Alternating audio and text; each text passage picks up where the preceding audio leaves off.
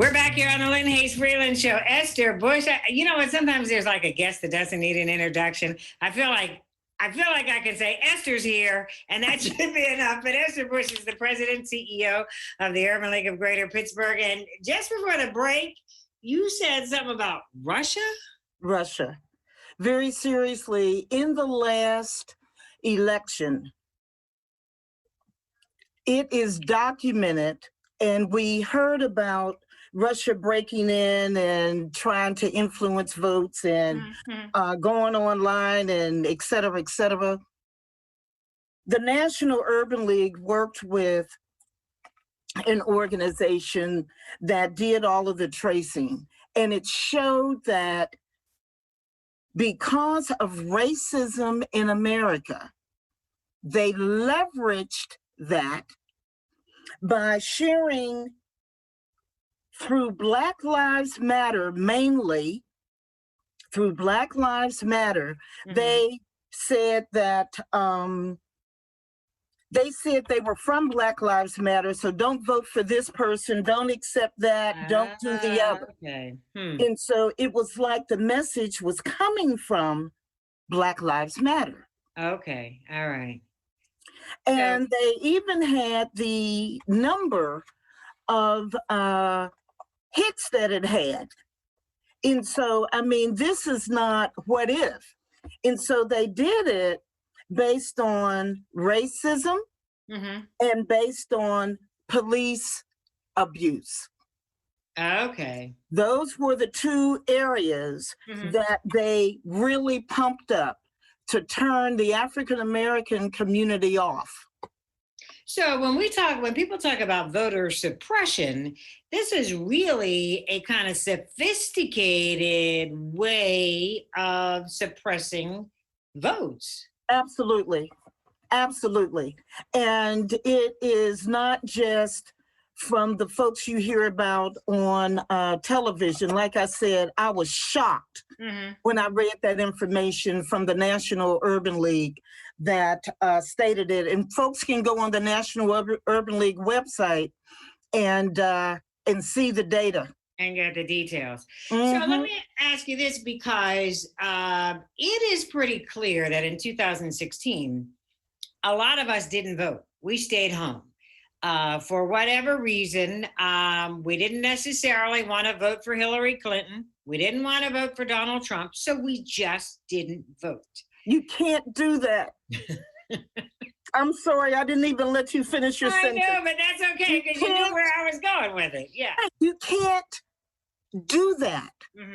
We live in a democracy, and God knows I'll be the first one to say it's broken in a lot of places. I'll be the first one to testify that it is set up for white privilege, because it is. I'll be the first one to say that it is set up to leave power in the hands of those that already have the power unfairly. But where we are all 100% equal is that vote. And so don't let somebody take your power away from you. Use that vote. Don't say, I don't like anybody, I am not. It has to be somebody that you like over the other one. And again, there's a lot of conversation, of course, about voting for the president. But remember to vote all the way down the ticket. Senators, congresspeople, school board members, mayors, everybody is important. We in America can make our country what we want it to be, somewhat. And again, I'll be the first one to list the things that are not fair. And I have my younger brother works at a post office. He and his wife work for the post office in Cleveland. And he was the first one that told me about all of the issues coming up with the post office. And how the National Urban League, they did it with no pride, but they joined with the League of Women Voters and they sued the post office. Because the Postmaster General,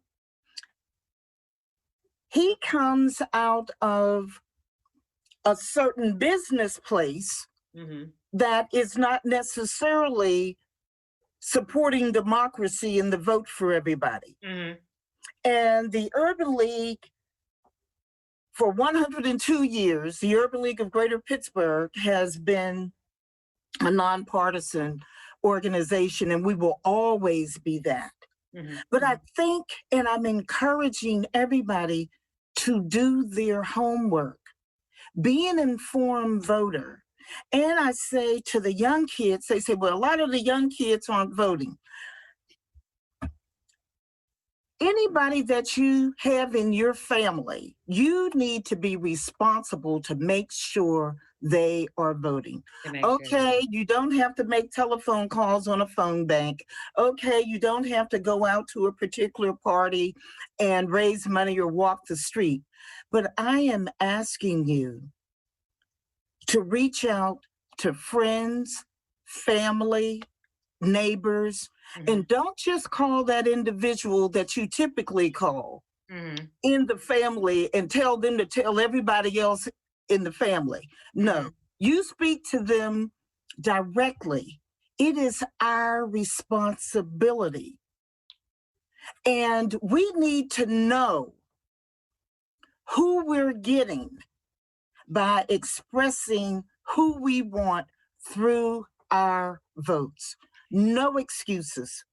So let me ask you what, you know what? I was going to ask you one final question, but I tell you what, I'm going to hold on to that question. Let's take a commercial break. I'm going to ask you that when we come back, because I'm going to give you a little hint though, because I think sometimes we're always looking for the perfect candidate. And if we don't have the perfect candidate, then we don't vote. And that's where I want to pick it up when we come back on the Lynne Hayes Freeland Show. Don't go away.